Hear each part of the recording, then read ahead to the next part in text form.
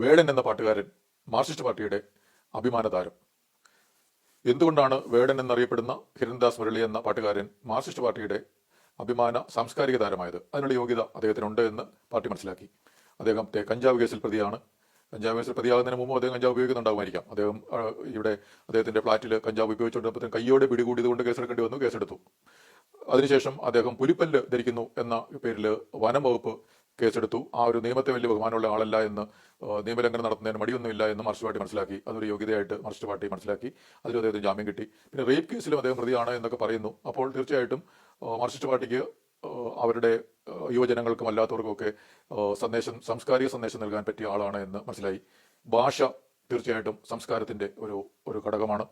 അദ്ദേഹത്തിന്റെ പാട്ടുകളിൽ ഉപയോഗിക്കുന്ന ഭാഷ സാംസ്കാരിക കേരളത്തിന് ഉചിതമല്ല എന്ന് ചില മക്കളെ മര്യാദയ്ക്ക് പഠിപ്പിക്കണമെന്നും മക്കളുടെ സംസ്കാരമുള്ളവരായി വളരണമെന്നും ആഗ്രഹിക്കുന്ന പലരും പറയുന്നുണ്ട്. ഈ വേടന്റെ ഭാഷ തീർച്ചയായിട്ടും സാംസ്കാരിക കേരളത്തിന് പറ്റിയതല്ല. പക്ഷേ CPM-ന്റെ കാഴ്ചപ്പാടിലുള്ള സംസ്കാരത്തിന് അത് പറ്റിയതാണ്. നമസ്കാരം, ഞാൻ ലക്ഷ്മി കാണത്ത്.